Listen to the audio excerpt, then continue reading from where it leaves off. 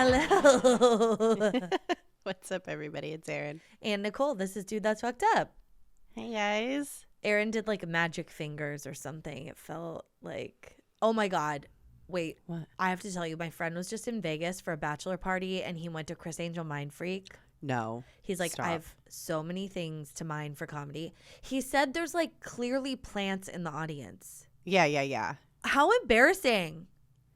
Like, I knew it would be a cringe, but like now I gotta see it. Like, I was thinking like, oh, it's cringy because it's probably not very good, and now I'm like, no, it's so bad I have to see it.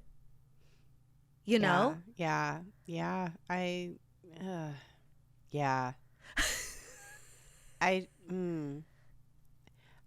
think that's like too much cringe for me, to be honest. I don't think I could do it.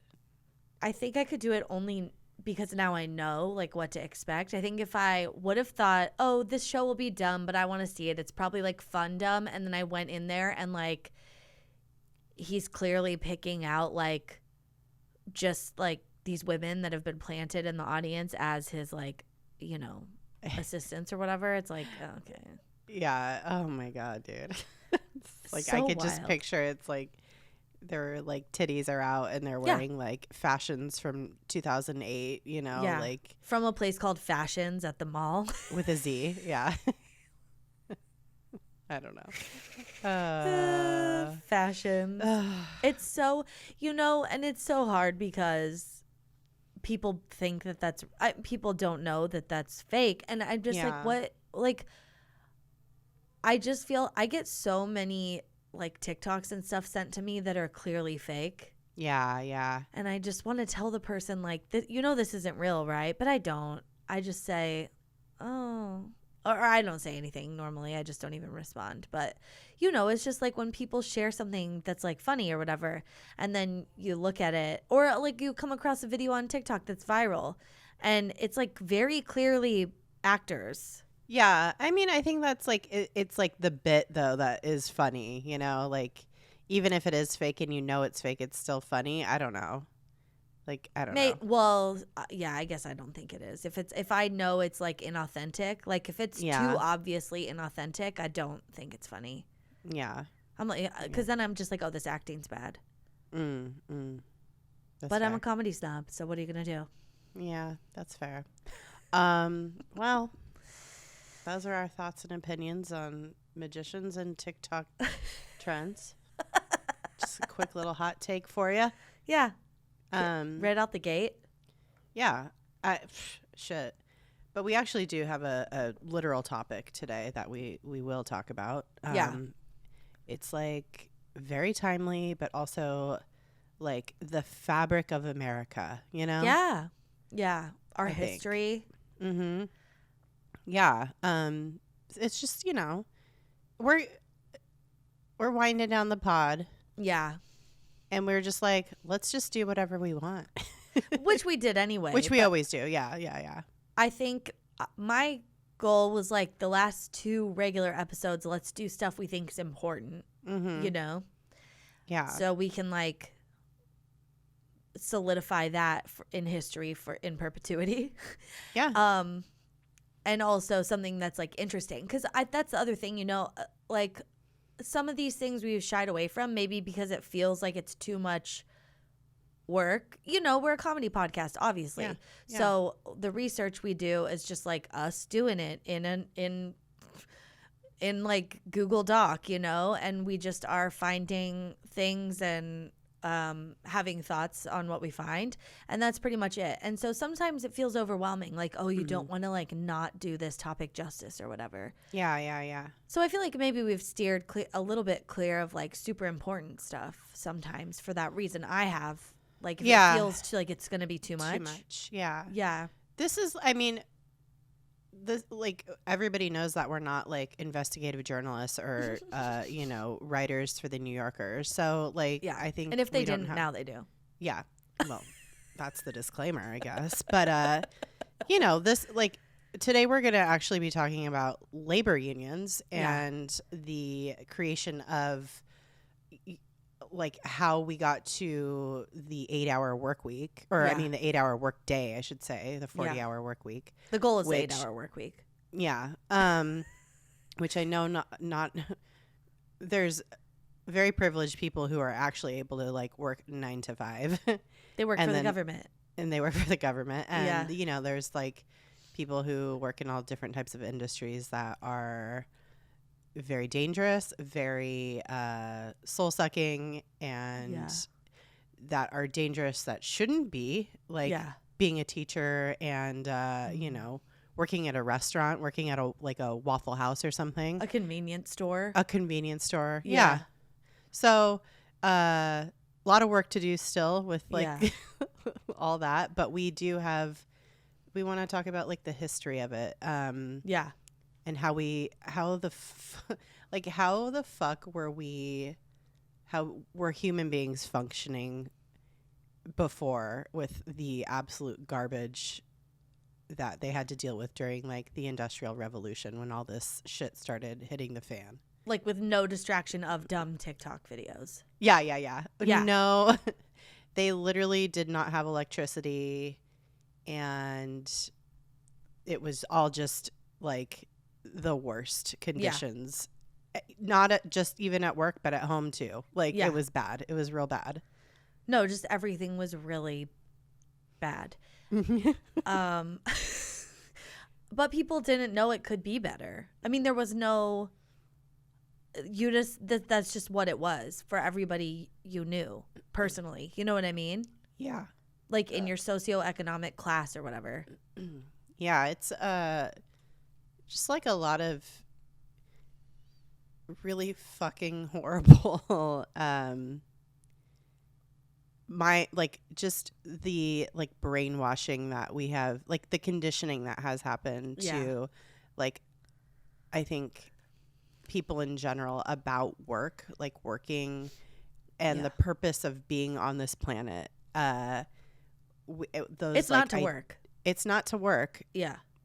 It really isn't, despite what you know, rise and grinders will tell you. God. Yeah. So, but you know, we had a lot of fucking horrible men in charge of everything and still do for a very long time. So Yeah. we're gonna get into it all. Yeah. Okay.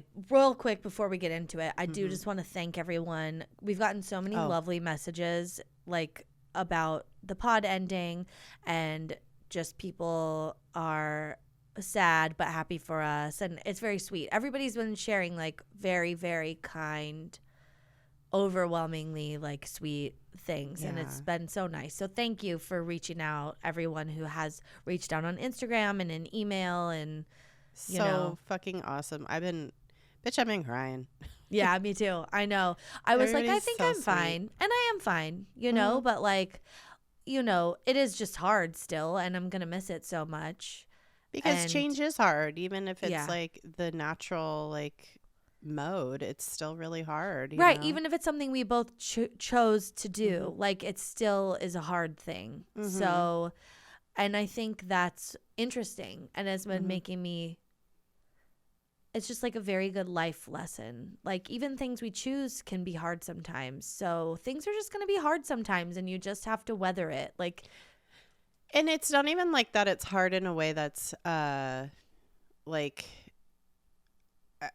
you know, like sometimes things are hard because you have like you're dreading something. yeah. It's not that I'm dreading it. It's just like I feel like I haven't even like fully grasped that we're like ending this thing. But like people like, you know, like friends and family are like, oh my God, like that's you okay? crazy. Like, Yeah, like yeah.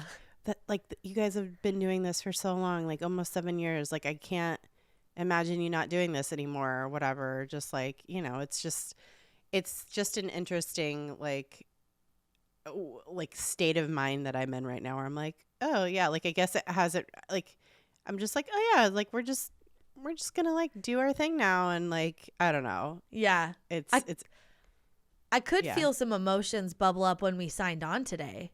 Like, Yeah, we yeah. only have a couple of these left. You know what I mean? Yeah, like yeah. I can feel it. It's there. There's like a low hum, like a vibration of emotions. yeah. But yeah, I think it was hard today because someone in the Jane Club, my friend Emma, was like, "I love your podcast." You know, like I've told you, like she's been making jokes and stuff, and she used the word conflagration in a sentence today on purpose. She's like, I've been after I obviously lost it, and after she was like, oh my God, I've been like planning this since I heard you say it. Like I needed to use it in a sentence. And I was like, oh my God. And I was so delighted. And then she was like, it was like a time where we were all connecting. And so she was like, oh, I want everyone to listen to Nicole's podcast. And I was like, oh my God. And she's like, it's so good, blah, blah, blah. You should all listen. And then I was like, by the way, we're ending it. And she was like, no. But she has a whole backlog because she newly discovered it. So what a treat. She could spend the next 7 years listening to it if she wants. That's true. Yeah, you could stretch it out. She doesn't have to. Yeah. Hi, Emma, if you're listening. But yeah, it's a lot of emotions, just kind of like just a flow of them constantly that I'm not really paying attention to yet super closely. Yeah, it's hard to imagine. This has been our life for like, and it's been like kind of, this like not central point of our lives. It's been like this, it has in a way, but not in a way that's like, I don't know, not in a way that's like real, all consuming. Yeah. Like real, like in your face. So yeah, it's not, I don't know what I'm talking about. But yeah, it's just, no, I know what you're saying. It's just like something we do every week. And like, there's no one else putting pressure on us but us. And so no one else has been like steering the ship. I think if, we were having, to like do things for it, like if we were being managed and like had appearances or, if we like had stuff we have to do and we had to answer to someone else, maybe it would have felt different. But it's like nice that it was just like always a fun, chill thing. And it never turned into something. It never turned into something that felt like a slog, or an obligation. Or an obligation. It was just like a thing we were privileged enough to do every week. And like we were so lucky that like I said last week, like we like built this like cool thing, and then like we have this like awesome community too that's just amazing. So what a treat. I know. I just feel so lucky. I know. And I can't even believe we did it for 7 years. So okay, well that's that. So back to the topic at hand. Back to the topic. I just wanted to make sure we said thank you before I forgot. Good call. Okay, so I did want to, so this is relevant, that we're talking about unions, and like it's all related, but it's like wild that it's still something that we are struggling with, is that rights for people who are workers, and I do want to congratulate SAG-AFTRA, the actors union. They just made a deal with AMPTP, and they are going to have like, better protection for their work. And that's very exciting as someone who hopefully maybe someday will be a part of that union potentially. There's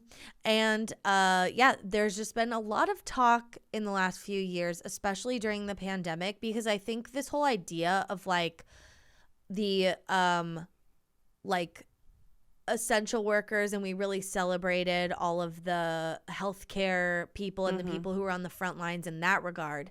And then we completely were like, okay, but fuck you to like the other essential workers who we deemed as quote non-essential, people who were working in grocery stores, in fast food places, like in convenience stores, pharmacies, like whatever it is, like people, they still had to go. Farm workers, people who were getting us food to our tables that entire time. Like we were just like, okay, but like good luck out there. Here's a piece of paper to cover your face. Like, the non-essential like worker thing was just like so what a shitty fucking like, euphemism to use. It's like you're either essential or you're not essential. We like how do we tell you we don't give a fuck about you, like, to your face? We already how do we like make you say it? How do we make you say it? How do we make everybody else say that Yeah. Like you already know we don't give a fuck about you in this company, but how do we make the rest of this country just like absolutely think you're nothing? And it's truly wild. It's so wild because like obviously people were not fighting to go back to work in those instances, but people who owned the corporations that they worked for were like, well, you need to get back to work because like it's like, am I essential or am I not? You exactly. know? No, it's so confusing. It's mixed messages. And a lot of, well, one of the bigger stories to come from that time period, and I think it was kind of ramping up before the pandemic, but then like during the pandemic, it really caught on, is Starbucks unionizing. Yeah. And we actually have one of the first Starbucks locations to unionize in Long Beach. Yep. And you may have heard about it because it was in the news because Howard Schultz, he was like, I don't know if prosecuted is the right word, but he was into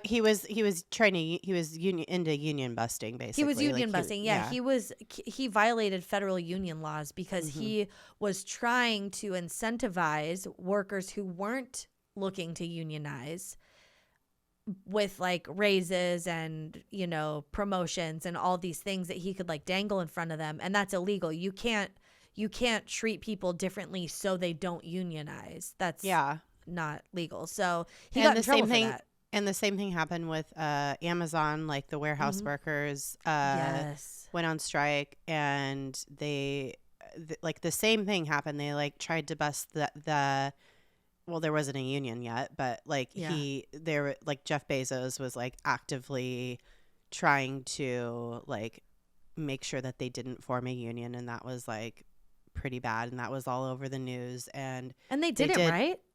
They eventually did. They did form a union, I think, only for like one like for a couple warehouses, like in like on the East Coast. I can't remember all the shit. This was like in the throes of the pandemic, so there was just like it was just like horse shit all the time. There isn't an overarching Amazon union. No. It may be, and there isn't a Starbucks one necessarily either. No, it's like individual, store. Individual store, individual warehouse, whatever. But like, hello, Amazon, like they should. You know, we've talked about this before, but it's just like, I mean, look at the conditions that they're working under. Like, people were dying because they weren't allowed to be taking breaks for food or to use the restroom or to drink water. And it was like, why would we have conditions like that in the fucking 2020s? You know what I mean? Like, this was not related to the pandemic at the time. It was just what it was. It was just like literally working for Amazon in a warehouse, and people were fucking dying. Well, and it's like they create. This is why billionaires are absolutely garbage.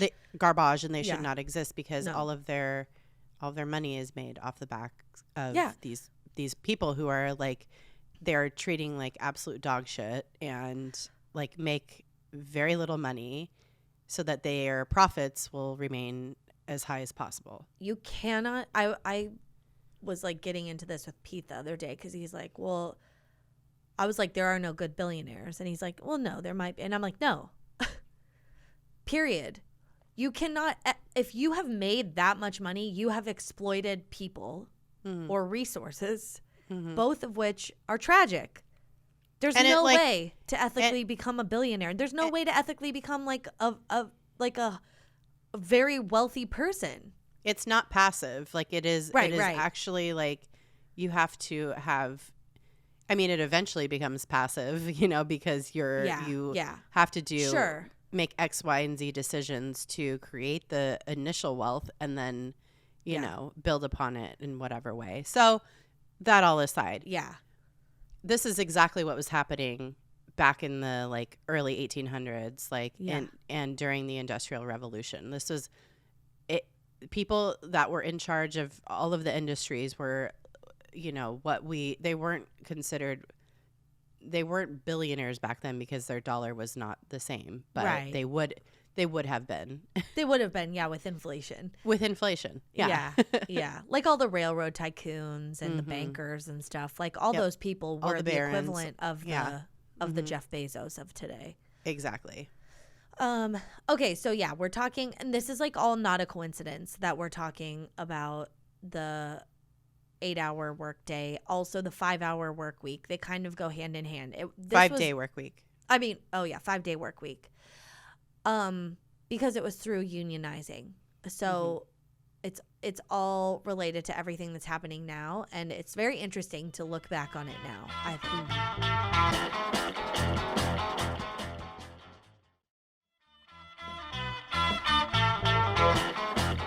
So at the height of the Industrial Revolution, like around 1890, the government started tracking workers' hours in the U.S., and they found that the average work week for full-time manufacturing employees, and these are people doing manual labor at this point, you know what I mean? And the conditions were not good.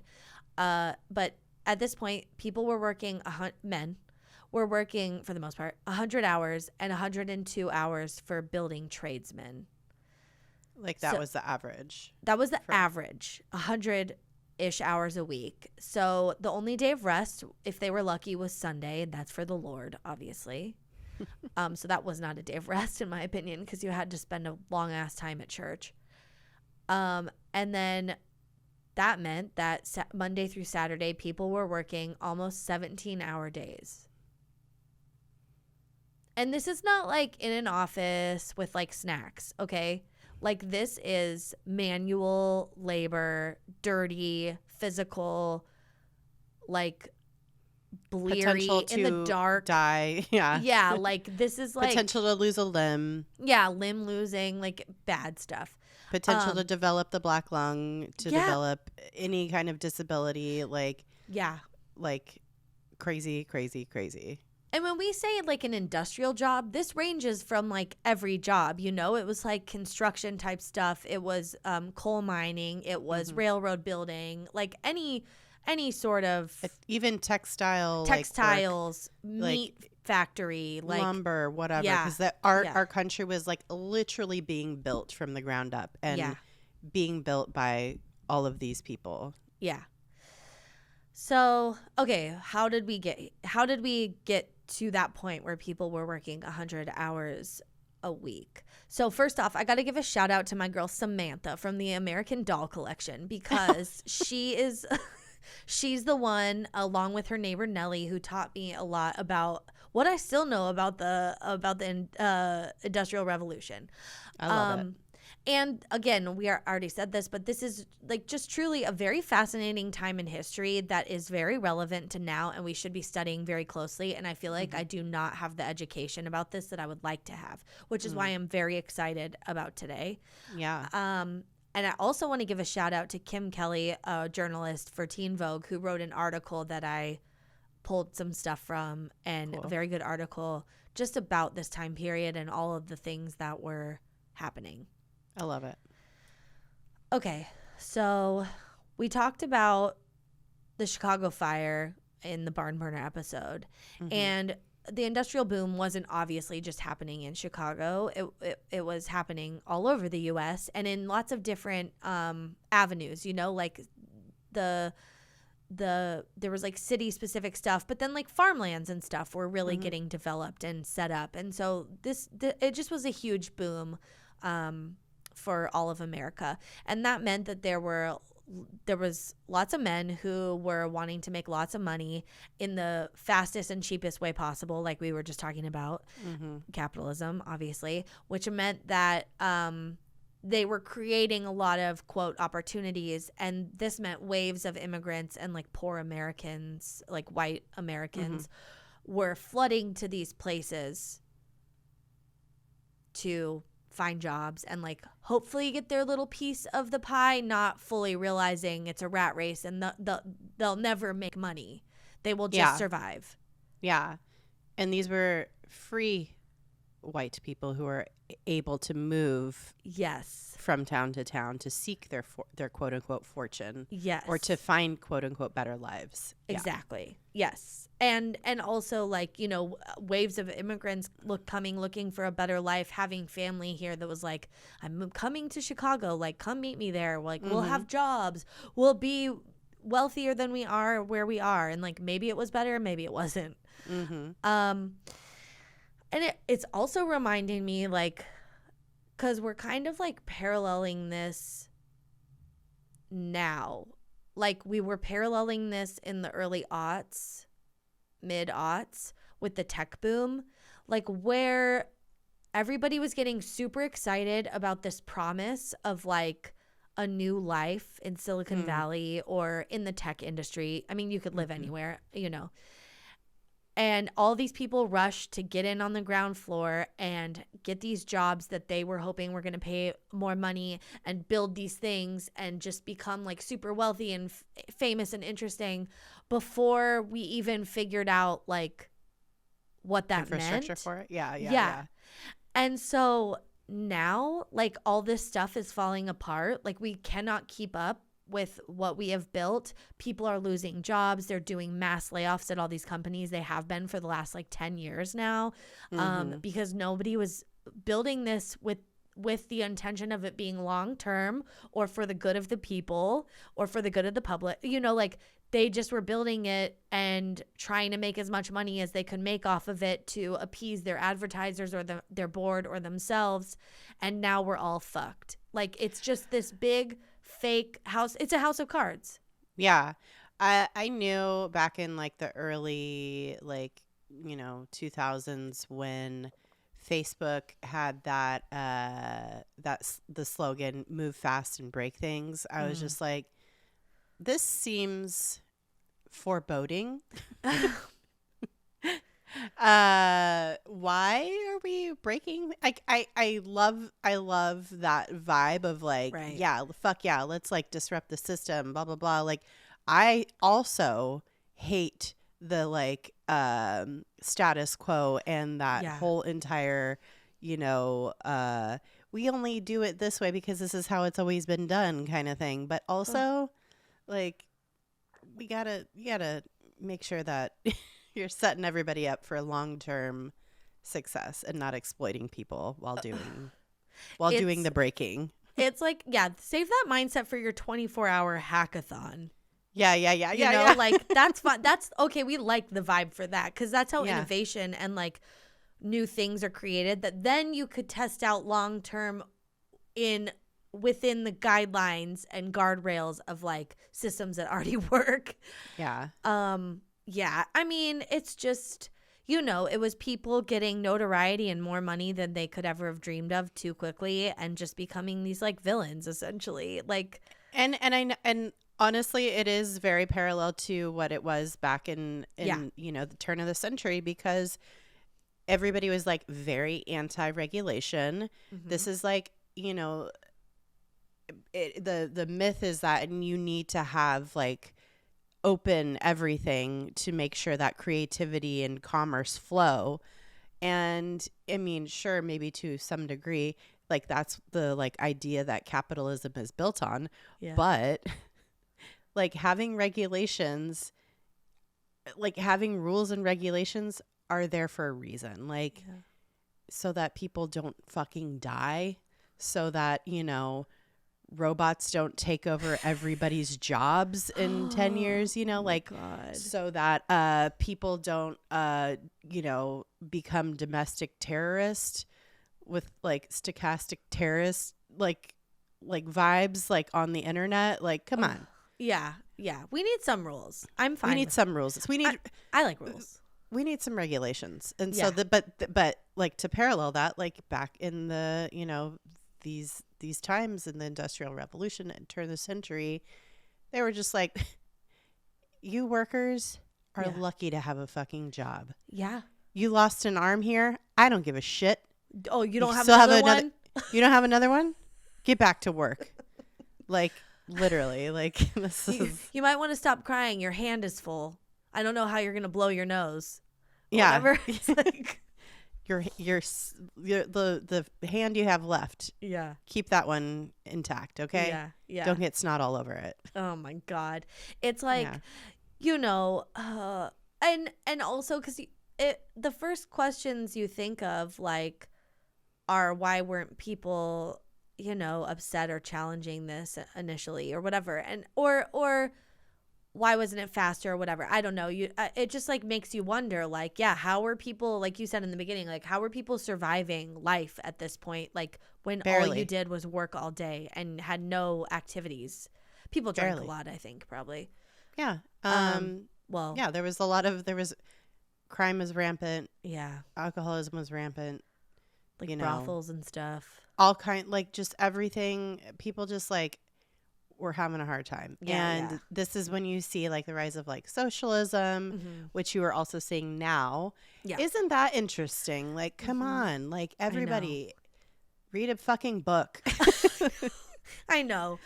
But also people are tired, you know what I mean? Yeah, that's true. And so that's the other part. It's like if you're so like downtrodden and you're so browbeaten and just like can't even fathom the energy to like think about your situation, you know, you don't want to also like because that's really hard. And I think that's kind of like where we were at. It's like we do come from a long history of indentured servitude, like the US specifically, you know, coming from England and a lot of other places in Europe, I guess, for the most part initially. Ireland had a huge population of indentured servitude. Like that was how their like judicial system worked. Like you get in trouble for, you know, whatever crime, you're sent off to the colonies. Like, right. That was like the for free labor.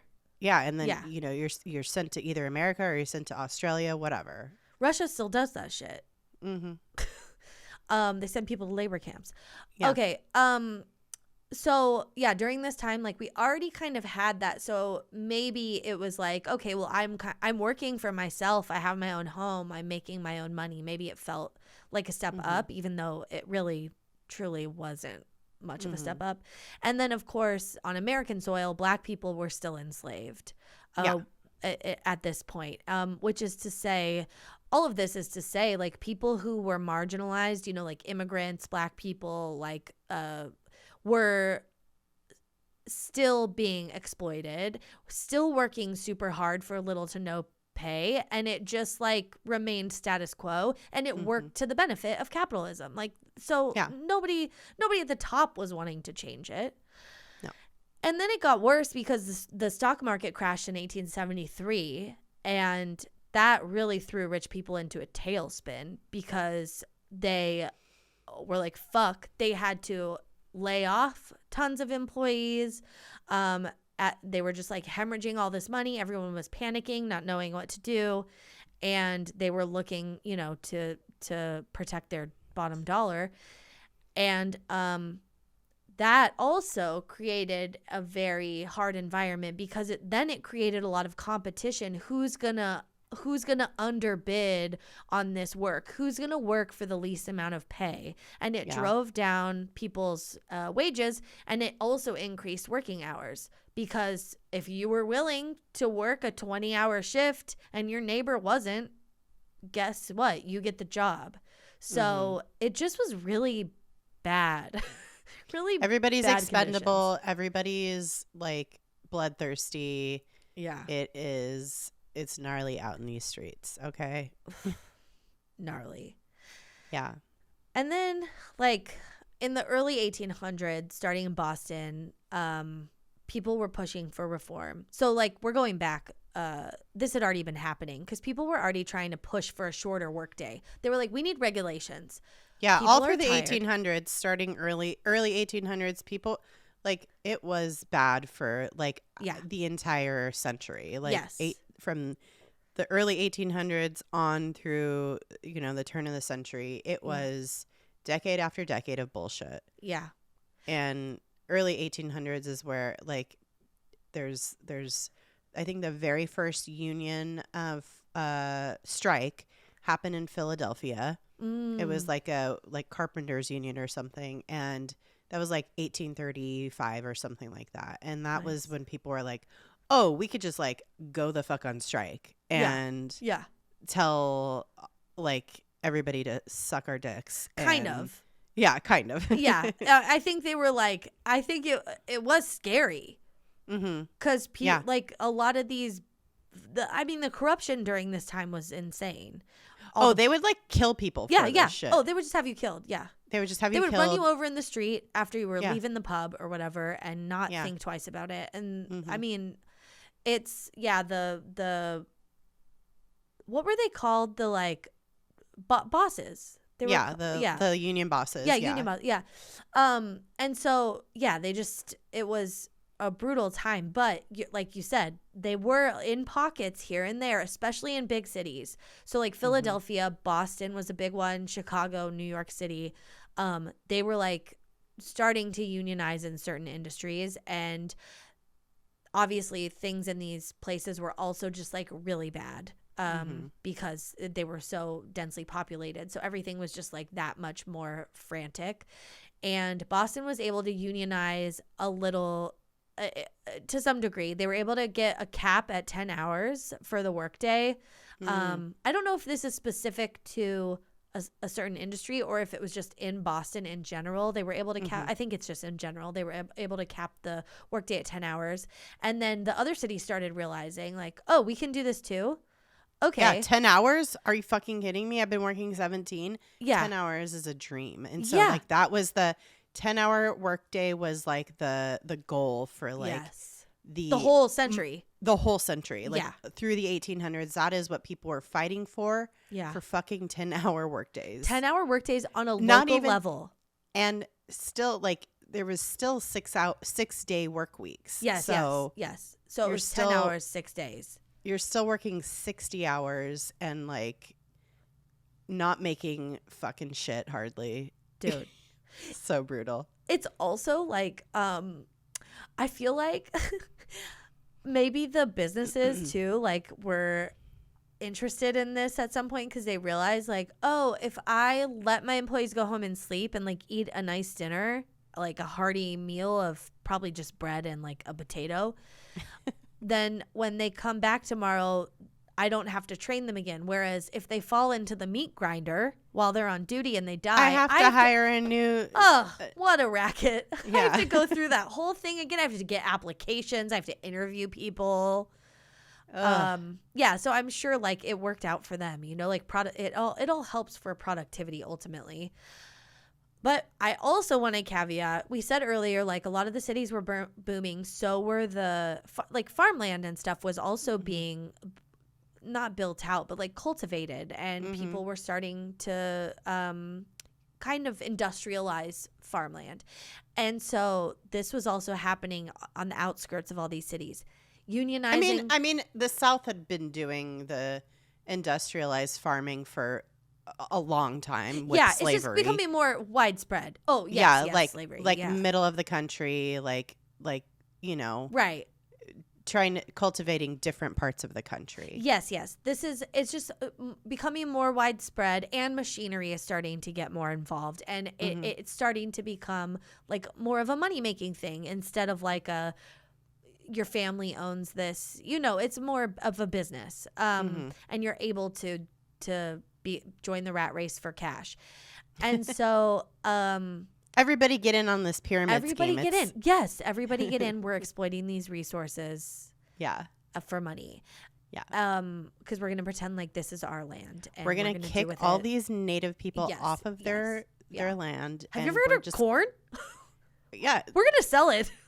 They have this thing called corn. Yeah. We're going to make the blandest version of it though. So don't worry. We're going to call it niblets also, because we think that's good marketing. I think we're also going to cream it and put it in cans eventually. Ooh, let's can it.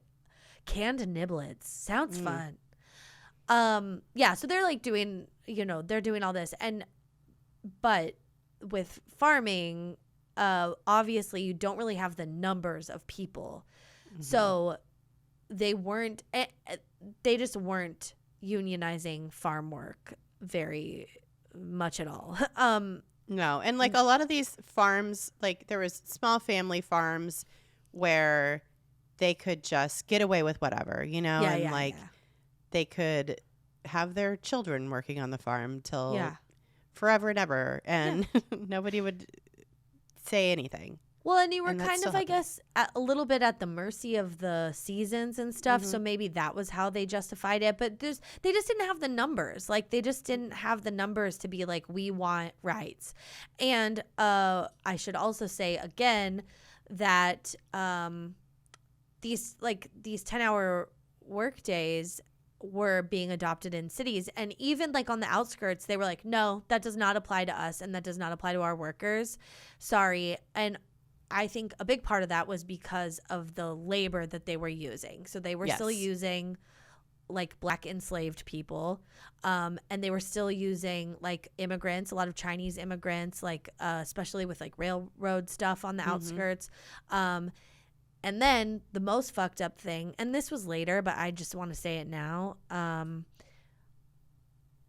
black people and immigrants were big parts of the labor movement in terms of striking. They were big pieces of the labor puzzle, and they were promised, obviously, a lot of protections and rights. And so they joined. They were like, okay, like, yes, we will strike with you to like add more pressure. They did it. The strikes worked. They weren't able to join the unions. They were kept out. The unions let them down. Yeah, of course. Because I mean, it's just like the American fucking military and like industry. Like we had a couple world wars. Yeah. And we told all the like immigrants and black people, like, join the army, join the Marines, whatever. You're gonna fight for your country, right? And like, aren't you proud to be an American? And then they come back to the United States and they're treated like fucking dog shit. Yeah. And they're treated like dog shit and they died overseas, when they fought in our wars. But it's all the same. Yeah. It's just more bodies. Yeah, they're not looked at as the equivalent of a white person. Like, exactly. It's just full white supremacy, and it was rampant in this time period, obviously. But I just wanted to point that out. Yeah, good call on that. Good shout. Yeah. So thank the unions for and socialists for insisting on workers' rights. Like, this was, like I said, like, there was a lot of, people were like, we can't exist on planet Earth just for the purpose of working. Like, this can't be it. This is not all there is. So in 1864, the International Working Men's Association, which also had the German philosopher and economist Karl Marx, big time communist, declared that a, quote, limited workday was, quote, the first step in the direction of the emancipation of the working class. Chinese immigrant railroad workers went on strike for an 8-hour day in 1867. That's fucking revolutionary. Like, that was, like, they said, fuck a 10-hour work day. We need only 8 hours. Like, we are not doing this bullshit. It's like recognizing your power in this whole thing, like being so aware, like taking a moment to really think about the situation. We needed railways to be built, and they were pushing for them to be built quickly so that people could make money. And if you held that up, you had power. They weren't going to come fucking build it. Yeah. And honestly, like, this was. Yeah. And also, like, around this time too, like, journalism was really, like, there were newspapers that were in favor of, like, railroad, the rail barons and all these people. Yeah. And then there was, like, journalism who was like, we're going to fucking fuck these guys. We hate them. Yeah. And that was, like, a whole other thing. So. You know what word I love? Tycoon. Tycoon. Like, railroad tycoon. Railroad tycoon. Yeah. 70,000 New York City tradesmen went on strike for nearly 2 months in 1872. Dope. Love that. In 1884, the Federation of Organized Trades and Labor Unions passed a resolution that, quote, 8 hours shall constitute a legal day's labor from and after May 1st, 1886. And that's what we all know as May Day. Yeah. Yeah. They said it 2 years ahead of time. They're like, we're going to prepare you now, but just so you know, in 2 years, this is happening. Here's your warning. May Day. We're going to be cutting 2 hours, or I mean, in some cases, a lot more hours. But yeah, it's wild. Yeah. And then on May 1st, 1886, May Day. anarchist writers, May Day, and orators Lucy and Albert Parsons and their 2 children led tens of thousands of workers down Chicago's Michigan Avenue chanting, "We're summoning our forces from shipyard, shop, and mill. 8 hours for work, 8 hours for rest, 8 hours for what we will." That's right. Yeah. I love that chant. I love it. It's like, okay, now they're getting it. 8 hours for what we will. That's the life part. Yeah, that's the humanity right there. Yeah. And then of course 2 days later, police attacked striking workers outside the McCormick Reaper Works. Yeah. And that set off a whole gnarly string of events. Of course they did. Because they were all in the pocket of these fucking tycoons. Yeah. They were getting paid by... It was like they were like a private army for all these rich people. Still are. Yeah. Still are. That's upholding white supremacy. Yeah. Since 18... It's so wild that we just didn't overhaul this at any point. And we still haven't. It's so this is the type of shit that was happening. Yeah. People always. The police were just being bought by super rich people. It's so gross. Oh, gnarly. Yeah. There was a protest planned the next day, May 4th, in the city's Haymarket Square. Oh, yeah. Yeah, and this is crazy. During the rally's final speaker, a bomb was thrown. Yeah. I'm picturing one of those cartoon bombs. Yeah, it was probably a pipe bomb or something. Yeah. I don't know what people made back then. But it exploded and it killed and hurt a lot of people. Yeah. And then they blamed this bombing on Parsons and a bunch of anarchist people. Yeah, that couple, Lucy and Albert Parsons, who led the May Day parade essentially down the streets of Chicago. They arrested the husband, and they blamed all of this on him. And there was 7 of his friends who were also anarchists, and they were blamed. All of them were prosecuted, and they were all executed. That's Except crazy. One killed himself the night before or something, but they all died. They all died. Yeah, because they of killed this. them. They killed them. If this doesn't so next time you think you, about May Day, think about that shit. Yeah. I thought it was such a benign, oh well, okay. No. But if this doesn't scream to you that they don't want you to have that, this is why we have to be paying attention of how people are acting in the world. Why is Starbucks trying to shut down unionizing? Why is Jeff Bezos trying to shut down unionizing? They're bad people. They don't want you to unionize because you will take money from them, and they want all the money. Well, they can't have all the money. And they're you hoarding have the power. wealth. They're hoarding wealth. Yeah. It's so insane to me. And I always like to think if I was ever in a position to be in charge of that many people's livelihoods, I would be not horrible. Why don't you want to pay people? Why don't you feel like you have enough, Jeff Bezos? You have so much money, you're building literal rocket ships to send people to space. Yeah. What are you doing? Where are your priorities? What the fuck? Yeah. What are we doing? What are we doing? Nobody who works for you has a livable wage. You're the people that drive the trucks have to piss in bottles. What? Oh my God. It's so wild. Okay. Yeah. Rant. I know. I can't help it. Okay. Well, after this, after this bomb and all these people were executed, that scared the shit out of people, obviously. Yeah. Because they're they're buying the police now. Yeah. Yeah. Intimidation by arresting and execution is. Yeah. That's big. Not the I one. would That's not big. go to a protest after that. Nope. I'd be like, I think I'll stay home.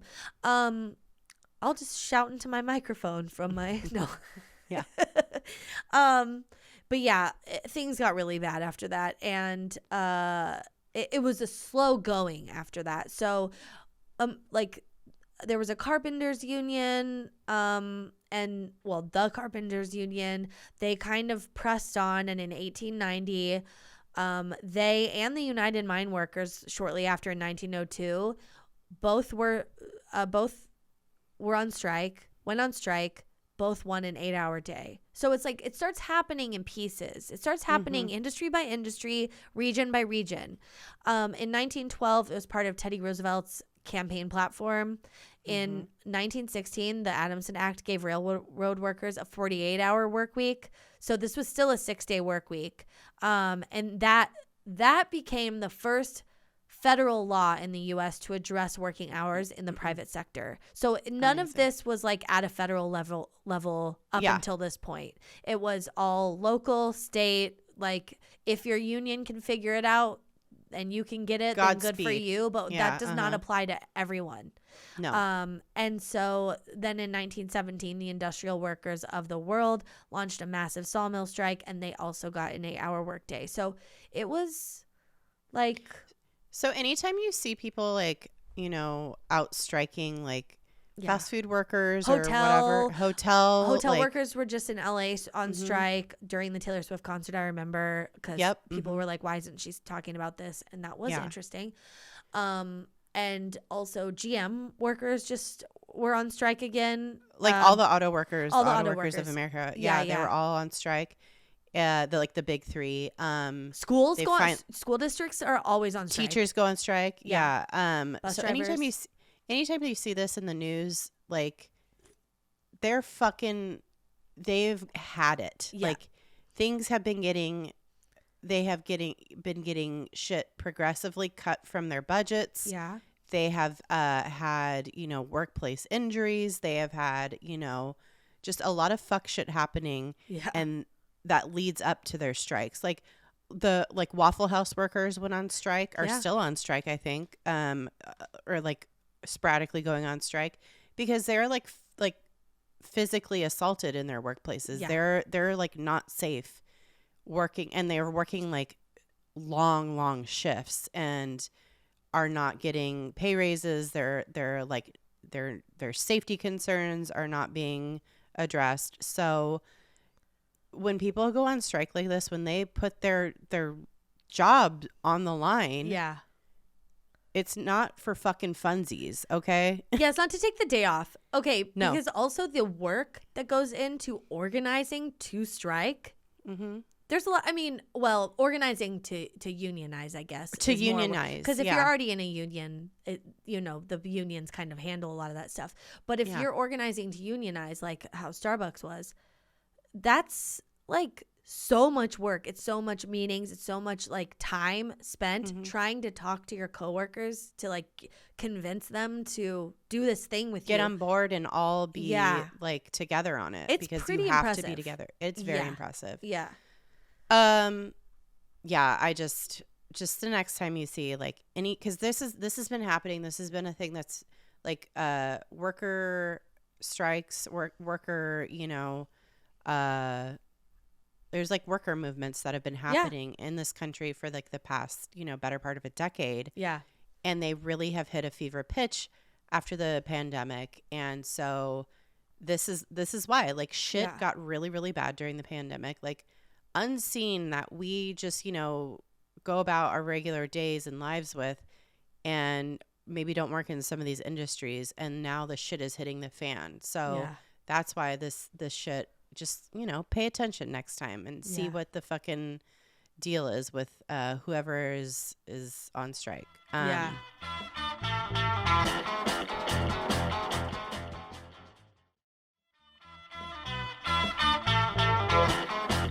Another big part of this that I have to talk about, and I'll make it as quick as I can, but this shit, like, labor has always not just been about labor movements have not always just been about adult humans. Yeah.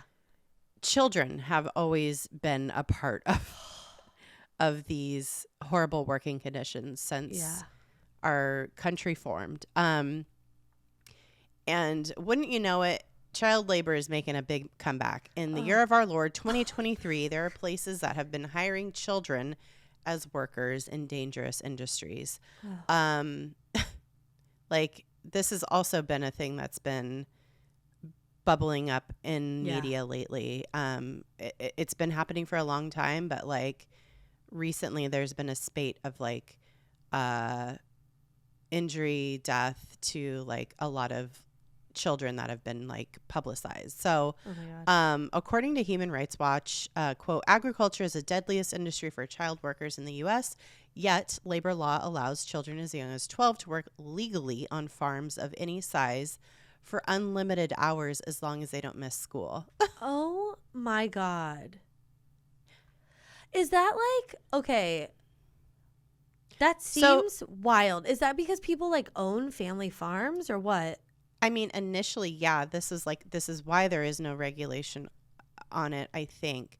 But nowadays, you don't have like Jim, Bob, and Joey like working the family farm and you know, fucking wherever. It's like you have migrant workers, and those migrant workers are children a lot of the times. Or they're children of the like their families that have like immigrated, and they're working the farm. Oh my God. They're working the land. It's so horrible. And so like their children are they have to enroll their kids in school, and as long as those or not at all, or they just aren't enrolled because they're like not people legal. are undocumented and they're not. Yeah. So oh God. in all other sectors, 16 is a basic minimum work age, and 14 and 15-year-olds can only work for limited hours in certain jobs. In addition, child farm workers can do work considered hazardous at age 16, while workers in any other sector have to be 18 to do hazardous work. Because it is immigrants doing it, so no one's changing the legislation. No one gives a shit. Yeah, that's fucked up. It's so fucked. Latinx children and families disproportionately bear the burdens of these weak protections. Like of course. We were just talking about. Yeah. The Fair Labor Standards Act, passed during the New Deal in 1938, outlawed oppressive child labor, but exempted agricultural work from many of its restrictions. Like, oh my God. Why even fucking bother, dude? Yeah. That's insane. But it's because it's like it initially was a lot of these farms were they were families. Privately owned. They weren't corporate. They weren't these huge conglomerates. And they were just like, it is the seasonal thing too. It's like, well, we only need the work done these months of the year. And then they could go back to school during the winter or whatever. And it's like, but it bleeds over into whatever other bullshit. Yeah. So because of this, in the decades since, it's left hundreds of thousands of children in the fields. Like, oh my God. This has like been a loophole that has been just like constantly exploited. And all of these oppressive child labor rules that were in this Fair Labor Standards Act people were have always been like raptors testing the fences, trying to get them rolled back. And there was a very hard push in the 80s to get some of these labor standards like repealed or rolled back. And guess who was in charge of that? Fucking Republicans, of course. Oh, of course. Yeah. Specifically the Reagan administration. Reason like 8,336,243 that I know that Ronald Reagan is burning in fucking hell. Oh my God. Why? Like, why do you need to roll it back? I just don't. Because they wanted the economy to boom as much as possible. Yeah. And having more bodies in these like factories, where in these industries would make the production go up and shit would be churned out. Like, it's also like anytime you look at this shit, it's just white supremacy. Rolling back, like on the surface, you're like, oh, rolling that back. No, it's just to like support job growth or whatever. No, it is to make fucking rich white men richer because they're the only ones benefiting at the end of the day, period. Like, it's not to make jobs. it's not, and probably at this point in time, it was probably for like nicotine, like nicotine crops and shit in the 80s, you Dude, know? totally. Like Yeah. tobacco industry Tobacco, wanted more kids working in the fields. Yeah. And there was such a public outcry about this, like especially like truly because of like tobacco companies. There is natural nicotine in tobacco, and it'll fuck your shit up if you touch it and you're like a little child, you know? Oh, yeah, It can leach into your skin and like cause massive issues. Oh, God. So yeah, anyway, so even despite the fact that adolescents are almost twice as likely as adults to be injured at work, there are still states that are trying to make it easier to hire children. No. Like, why? You do like not actively they do not need to work.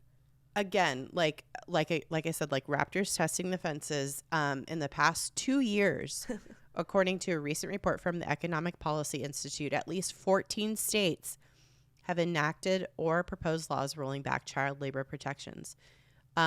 Typically, the new laws extend work hours for minors, lift restrictions on hazardous work, lower the age at which kids can bus tables where alcohol is served, or introduce new sub-minimum wages. Like introducing new, like I remember federal minimum wage when I was like working in a restaurant was like $3.25 or something like that. Yeah. And so if you could make it sub whatever the state or the federal minimum wage is, like, because it's a kid, it's like in Iowa they already have put this new law into like enacted it, which allows children as young as 14 to work in industrial industries, and with approval from a state agency allows 16-year-olds to work in roofing, excavation, demolition, the operation of power-driven machinery, and other dangerous occupations. No. God Why damn can't it. adults have those jobs too? It's like, let the kid do the mailroom shit or whatever. Like, and I mean, like you said, like some kids like have to have jobs, but it's just like office clerk. those jobs should be fucking off limits for kids. Like, agreed. If their you need brains a are not license, developed. Yeah. You could barely drive a car. Like, what the fuck? I don't know. Oh my God. It's just going to cause so many accidents. Jennifer Shearer, a co-author of the EPI report, said that, quote, Iowa's new law contains multiple provisions that conflict with federal prohibitions on oppressive child labor. It also limits employer liability for the injury, illness, or death of a child on the job. Rude. Like, bitch, someone's got to be responsible. Iowa. The fuck are you doing? And it's not just Iowa, Ohio too. You fucking. Well, we're proud of you for enshrining, abortion and legalizing weed, but there is a Republican legislator there who is also proposing weaker laws. We hate that person specifically. I hate that. A spokesman for the Ohio Restaurant Association testified that extending work hours for minors would cut down on their screen time. I'm sorry. You're making the argument that you having a child working at a restaurant is going to cut down on their screen time? Are you fucking kidding me? We've lost the plot. We do not know what's happening anywhere at any given time. And then fucking Arkansas, their Republican governor, Sarah Huckabee Sanders, fucking bitch, dumb bitch. What a twat. I fucking hate that woman so much. You dumb. I hate this woman. She's a human cankle. I hate just that. Absolute trash. She's the boil on the taint of Arkansas. On their little fucking wiener. I don't know. Well, she recently signed a law ending a requirement that 14 and 15-year-olds need to obtain a parent's consent and state permit before starting work. Oh. And she's linked the bill, oddly enough, to parental rights, saying the governor's office called the permit, quote, an arbitrary burden on parents. They're like, we want your children to work. You want your children to work. You don't want to have to sign a permission slip now, do you? Timmy, don't bother mommy and daddy with permission slips now. You get your little butt to work in that restaurant right now. You go to that Long John Silver right now and you get your ass to work. You better clock in. I don't know. Oh my God. It's these fucking jabronis, these fucking taints. I can't. Honestly, it's like an A++ in creative writing, because this is 100% made up fantasy. Like, they're going to cut down on screen time if they have a job. Bitch, haven't you ever seen line cooks? They go and take 15-minute smoke breaks like constantly, and they're just on their phone all fucking shift long. What a weird, like, hey, parents, have you tried literally everything before making your child get a job to make them cut down on screen time? It's like, what parents are just like, oh, this is my last, yeah, this sounds good. My kids are on the phone too much. I don't know what to do. It's like, take away their phone. I don't know, like, make them go have a job. Invest in a lockbox. Like, yeah. That's on you as Ask a parent. them about their day. Maybe try connecting with them. Have dinner together. I don't know. Like, it feels insane. I hope that doesn't feel shamey. I'm just having a hot take, but no, it is. I'm baffled. I'm baffled that this is like how we're legislating, is just making up things about things. This shit is like so insulting to me, like that this is the state of like the like state legislatures where they're writing these fucking bills. Yeah. Just being so dumb and so fucking like cunty and so like obviously wanting to just exploit children. And yeah. Then they turn around, they're like, but we don't abort. Don't get an abortion. Like, bitch, like you fucking care. They do care, because those kids need to be put to work in 4 years. That's right. When they're a toddler, and then they can make their friends who are already wealthy more money. That's right. They don't see children as anything more than another like stream of revenue. It's also sick. This is like so fucking like jaded, but it's also like, dude, these people probably don't even read this shit. Honestly, they're probably just lobbied within an inch of their lives. They're taken to some steak dinner. Someone tells them, like, just sign this and, like, we'll scratch your back on this other thing. And they go, okay. Yeah. Like, that's where we're at. Like, nobody sick. has morals or anything. It's all so sick. But just, you know, you have, look. Politics are fucked up right now, but I just want everybody to know Republicans literally don't care if you live or die. Yeah, period. For sure. No, we know that. Yeah. Period. Yeah, we know. So get out there and vote. Vote. Those motherfuckers And out. Your vote still counts. Yeah. Obviously. Voting is power. This is the whole thing. This is my whole thing about this, okay? Collective power is so important. Mm-hmm. Unionizing works because it's power. And that's the only thing that we can like fight people with money on is keeping more money from them, because that's the only thing they care about. And that's what unionizing does. It says, ooh, well, we're just not going to work for you until you pay us better. And it's like they're never asking for anything out of left field. Everything that every union ever asks for is fair. Like, I've never heard of a union trying to swing their dick around and get something obscene. You know what I mean? Well, and like the way, like the, you know, the board of whatever company is going to like they're going to spin it as going to be like, is that? I know. When all it is actually unions are calling them out on their bullshit on any change that they make, trying to make them more profit. Yeah. It's like, yeah, you can make more profit as long as you don't just spin it on your next yacht. Right. Why don't you, you know, put it back into the people? Give it back to the people who fucking work for you. Yeah. So that's all. That's all. And not even all of it, just some of it, so that we can like get dental care and like maybe live in an apartment. Yeah, or if I lose a finger at your fucking factory, I can still support myself, you know, and not have to. Oh my God. Yeah. Okay, so what's the future of workers' rights? Right now in the United States, there's a Naps. pretty big push. What? There's Naps. naps. Yeah, big time. There's a pretty big push to start doing 4-day work weeks. Yeah.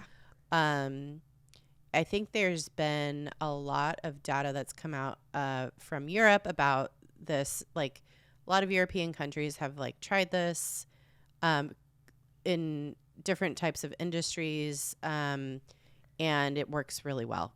Yeah. The productivity goes up. Yeah. The company makes more money because productivity goes up. Period. It's kind of like because people are happier because they have more time off. But mostly I think it's because the work week is truncated. And so, like when you have too much time, you'll wait till the last minute. Yeah. But if you have just enough time, you're like motivated to get. You're motivated. You're just to keep going. Yeah. Totally. Yeah. So that's growing in popularity as and probably the future movement that'll happen within the next decade or so. Yeah. There's also like a lot of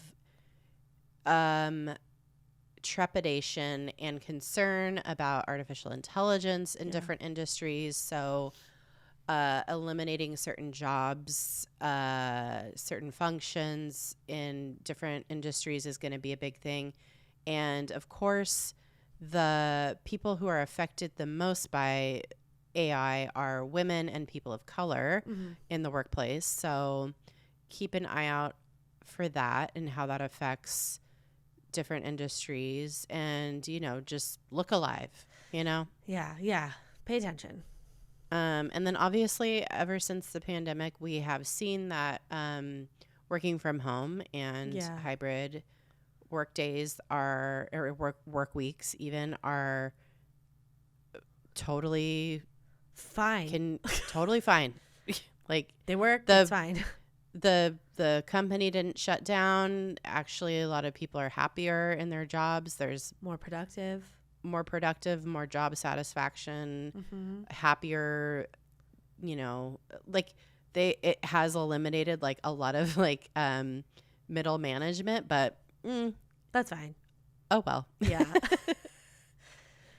Well, other industries will come out. It's just like, I don't know. I think people get so scared to not make changes because of stuff like that. It's like, well, then all of middle management will be eliminated. It's like, so what? We'll innovate with something else, It's like it's okay to keep moving forward and evolving. We'll figure it out. Like, and if your middle manager is like so talented and wonderful, put them in a new position. Totally. You can figure something out. Yeah, there's positions that maybe you haven't been able to create job descriptions for and fund because you're funding other bullshit. So, like a whole office when you don't need to because people can work from home. Listen, get rid of that nap pod because no one uses George just turned his whole apartment into a nap pod. Yeah. Okay. Yeah. And he's working better than he ever has. So I know. Okay, well, I think that's like there's a lot. There's so much. I know. That's what's hard about these types of episodes because they like flare up a lot of stuff, and there's just so much I want to talk about. I want to keep talking about it, but it's like, okay, well, we've talked about it enough, probably. Yeah. We live in a very great country, but very fucked up country. We live in it was the best of times, it was the worst of times, as Charles Dickens said. And I just Godspeed everybody. Yeah. Truly. Don't if your server looks like they're 14 years old, they probably are. They are. And you're probably in Arkansas. Yeah. Or Ohio. And tell Sarah Huckabee Sanders to go fuck herself. Yeah. And she can, I don't know. She can suck my dick. That's right. She could suck my left fucking lab. All right. Well, all right, that's it. We don't even have to say follow us on Twitter. Buy merch if you want it. Buy it. Yeah, DTFUpodcast.com. That's where our merch is. And that's pretty much it, I think. Yeah. You have the rest of this month to listen to Patreon content if you wanted to do that. You could go ahead. Otherwise, send us a little note. Send us a note. Send us a story. Question. Do you have a question for us? Do you need advice? Do you have a crazy story? Do you want us to give you a hot take on a topic that maybe we've discussed or haven't discussed? I don't know. Yeah. Like what was something you always thought we would discuss, but we never got to? We'll give you like a 2-minute hot take. Yeah. We'll also give you like our feelings and thoughts on any celebrity. Yeah. We love that. So. But get it in soon because we're recording our last episode the day before Thanksgiving. Just know that. Just know that. Yeah. So that's going to be it. All right. Well, everybody, please, as always, stay excellent to yourselves. And each other. Mm-hmm. Okay. Yep. All right. Bye. Bye.